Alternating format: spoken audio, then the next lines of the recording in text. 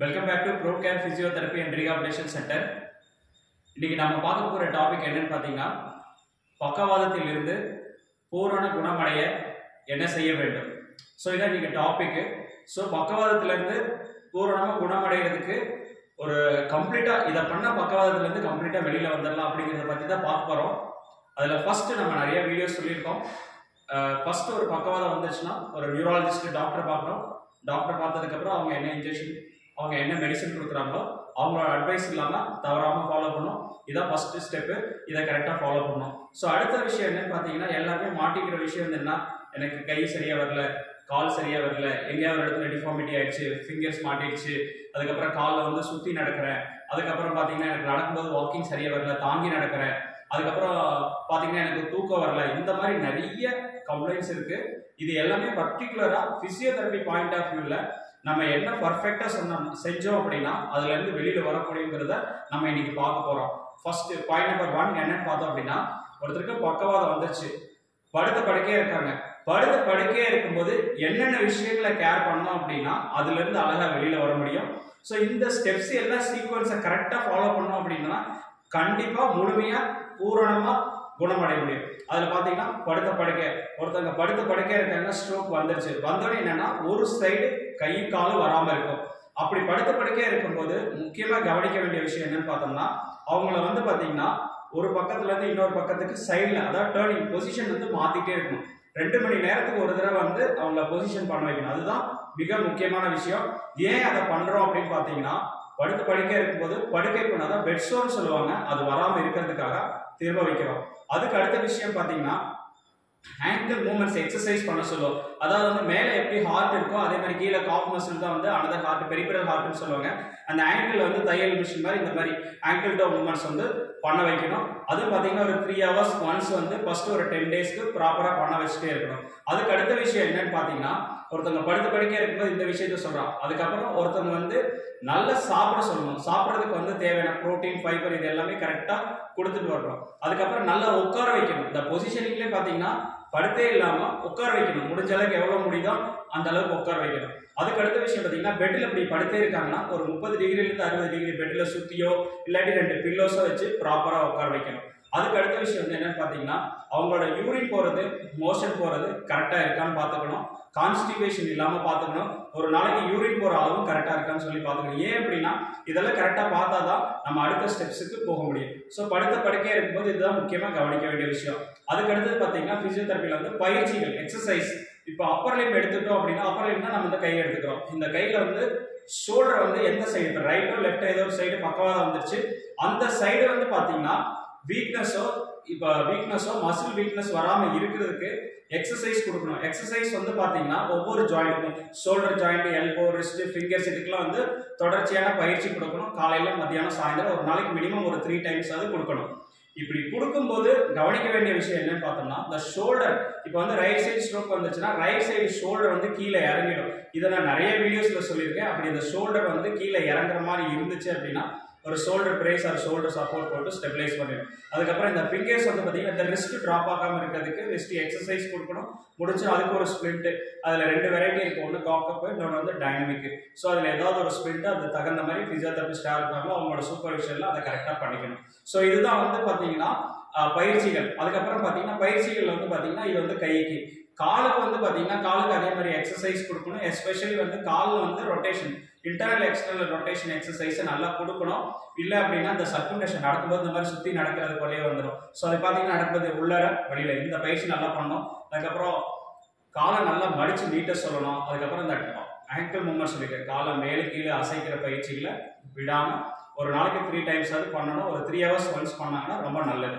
So இதுதான் பயிற்சிகள். இந்த பயிற்சிகள் மிக முக்கியமான பயிற்சி. படுத்துக்கும் போது 2 காலை மடிச்சு வச்சுட்டு இடுப்பு நல்லா மேலே தூக்கணும், தூக்கிட்டு கீழே வைக்கணும். மேலே எந்த அளவுக்கு தூக்கிட்டு கீழே வைக்கிறாங்களோ யூரின் போகிறதுலையோ மோஷன் போகிறதுலையோ எந்த ப்ராப்ளம் வராது. இதுதான் முக்கியமான பயிற்சிகள், கைக்கும் காலுக்கும் உண்டான பயிற்சிகள். அதுக்கப்புறம் பார்த்தீங்கன்னா ஒரு பயிற்சி பண்ணிட்டு இருக்கோம், படுத்த படுக்கையாக இருக்காங்க, பயிற்சி பண்ணுறோம். ஒருத்தவங்க படுத்த படுக்கையிலேருந்து அடுத்து வர்றது என்னன்னா உட்கார வேணும். உட்காரும்போது, அதாவது உட்காரும்போது பார்த்தீங்கன்னா மிக முக்கியமான விஷயம், அதாவது உட்காரும்போது பார்த்தீங்கன்னா 2 காலும் தரையில நல்லா படிஞ்சிருக்க மாதிரி உட்காரணும். அப்பதான் அது கரெக்ட். நிறைய பேர் என்ன பண்ணுவாங்க, உட்காரும்போது ஒரு சைடை சாஞ்ச மாதிரி உட்காந்துருவாங்க. ஸோ இந்த மாதிரி இப்படி சேர் இருக்கு அப்படின்னா கரெக்டாக சாஞ்ச மாதிரி இந்த மாதிரி கரெக்டாக உட்காரணும். சில பேர் இப்படி உட்காந்துருவாங்க, இல்லாட்டி இந்த மாதிரி மாறி இப்படிலாம் உட்காந்துருவாங்க. ஸோ இந்த ப்ராப்பராக பேக் வந்து நல்லா ரெஸ்ட் இருக்க மாதிரி நல்லா உட்காந்தோம்னா கரெக்டு. அதுக்கப்புறம் பார்த்தீங்கன்னா நடக்கிறதுக்கு முன்னாடி பார்த்தீங்கன்னா நிறைய விஷயங்கள் இருக்கு. என்ன பண்ணணும் அப்படின்னா, ஒருத்தங்க எப்போ நடக்க வைக்கணும் அப்படின்னு பார்த்தீங்கன்னா, நல்ல ப்ராப்பராக வந்து நிற்கிறாங்களான்னு பார்க்கணும். ஃபர்ஸ்ட் நிற்கிற விஷயங்கள் கரெக்டாக இருக்கணும். நிற்கும் போது பார்த்தீங்கன்னா சில பேர் காலில் வெயிட் போடாமல் இப்படி நின்றுட்டு இருப்பாங்க. இந்த மாதிரி இருந்தாங்க அப்படின்னா இந்த வெயிட் இந்த பக்கம் ஷிஃப்ட் பண்ணி ட்ரான்ஸ்ஃபர் பண்ண சொல்லி ப்ராப்பராக இந்த பாடியில் இருக்க 100% வெயிட்டில் பார்த்தீங்கன்னா ரைட்டில் 50 லெஃப்டில் 50 போகிற மாதிரி ப்ராப்பராக நிற்க வச்சு அதில் நிற்கிறதுல ஒரு ஸ்டெப்பு முன்னாடி பின்னாடி இதெல்லாம் கரெக்டாக பண்ணினா மட்டும்தான் நடக்க வைக்கிறதுக்கு போகும். அதில் வந்து ஒரு சிலருக்கு ஒரு 2 months 3 months அதில் நிறைய சேலஞ்சஸ் இருக்கும். அந்த சேலஞ்சஸ் என்னன்னு கரெக்டாக கண்டுபிடிச்சி அதில் வந்து ஒரு சிலருக்கு பார்த்தீங்கன்னா நீ வந்து ஸ்ட்ரென்த் இல்லாமல் இருக்க டைம்லேயே நடக்க ஆரம்பிச்சிருவாங்க. பிரேஸ் போட்டு நடப்பாங்க, அதை அப்படியே கண்டினியூ பண்ணுவாங்க. நீ வந்து ஹைப்பர் எக்ஸ்டென்ஷன் போகிறதுக்கு ரொம்ப காரணமாயிரும். ஸோ இந்த மாதிரி விஷயங்கள்லாம் வந்து நடக்கிறதுக்கு முன்னாடி கண்டிப்பாக கவனிக்கணும். ஸோ இந்த விஷயங்கள். அதுக்கப்புறம் இன்னொரு விஷயம், நடக்கிறதுக்கு முன்னாடி காலை மேலே தூக்கணும். நல்லா இந்த படுத்துருக்காங்க அப்படின்னா இந்த காலை மேலே தூக்க சொல்கிறாங்கன்னா தூக்கணும்.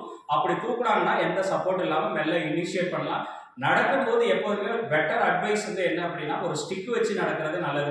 நிறைய பேர் என்ன தப்பு பண்ணிடுறாங்கன்னா வாக்கர் வச்சுட்டு பண்ணுறாங்க. வாக்கர் வச்சு பண்ணும்போது என்ன அப்படின்னு பார்த்தீங்கன்னா, அவங்களுக்கு வந்து பார்த்தீங்கன்னா இந்த கையில் எந்த சைடு ஸ்ட்ரோக் வந்திருக்கோ அந்த சைடில் ஷோல்டர் சப்ளகேஷன் இல்லாமல் இருக்கு அப்படின்னா நம்ம வாக்கர் வச்சு இனிஷியேட் பண்ணலாம்.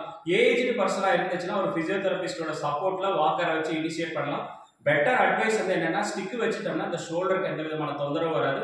ஸோ அந்த மாதிரி இனிஷியேட் பண்ணலாம். நிறைய பேர் இதில் பண்ணக்கூடிய மிஸ்டேக் வந்தேன்னா, எடுத்தோடனே எந்த விதமான சப்போர்ட் இல்லாமல் ட்ரை பண்ணுவாங்க. அப்படி பண்ணும்போது அந்த பேட்டர்ன் வந்து இனிஷியேட் ஆகாது, லிம்பிங்ல மாட்டிக்கிறதுக்கான நிறைய சான்சஸ் இருக்கு.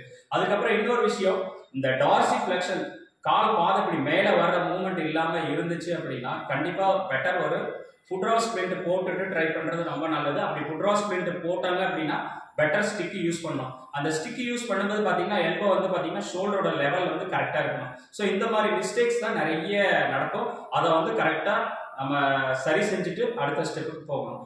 அதுக்கப்புறம் வந்து என்னன்னு பார்த்தீங்கன்னா, ஒருத்தவங்க வந்து இப்போ தூங்க போகிறாங்க அப்படின்னா, இப்போ வந்து கையில் மூவ்மெண்ட் இல்லை, காலில் மூவ்மெண்ட் இல்லை, அப்படிங்கிறப்ப என்னன்னா, இப்போ ஒரு 4 months 5 months ஆகும்போது என்ன ஆகுனா, இந்த ஃபிங்கர் ஃபிளெக்ஷன் இந்த மாதிரி கை வந்து டிஃபார்மிட்டி போகிறதுக்கான வாய்ப்புகள் ரொம்ப ஜாஸ்தி.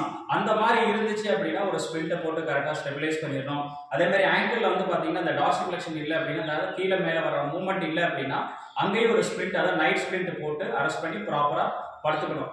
ஸோ இதுதான் வந்து பார்த்தீங்கன்னா இந்த ப்ராப்பராக இந்த ஸ்டெப்ஸ் எல்லாம் கரெக்டாக ஃபாலோ பண்ணிட்டே வந்தோம் அப்படின்னா நம்ம கம்ப்ளீட்டாக இந்த ஸ்ட்ரோக்லேருந்து வெளியில் வந்துட முடியும்.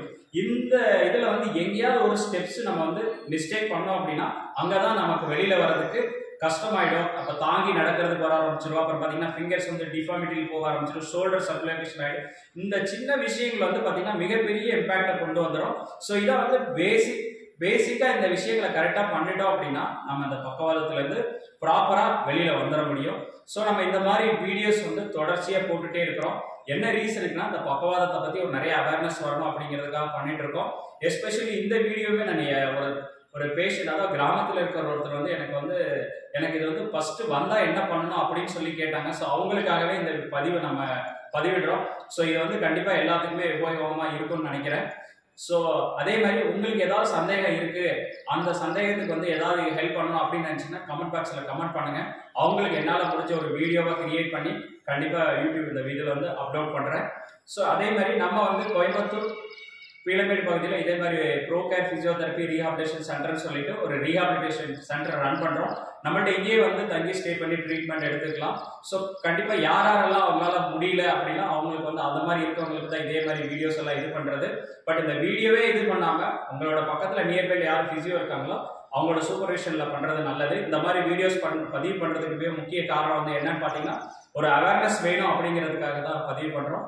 ஸோ இந்த வீடியோ வந்து கண்டிப்பாக உபயோகமாக இருக்கும்னு நினைக்கிறேன். ஸோ இதே மாதிரி பக்கவாதம் யார் இருக்கோ அவங்களுக்குலாம் இந்த வீடியோ பதிவு பண்ணுங்கள், பொதுமக்களுக்கும் ஷேர் பண்ணுங்கள். கண்டிப்பாக ஒரு அவேர்னஸ் கிரியேட் ஆகும். அடுத்த வீடியோவில் சந்திப்போம். தேங்க்ஸ் ஃபார் வாட்சிங். தேங்க்யூ.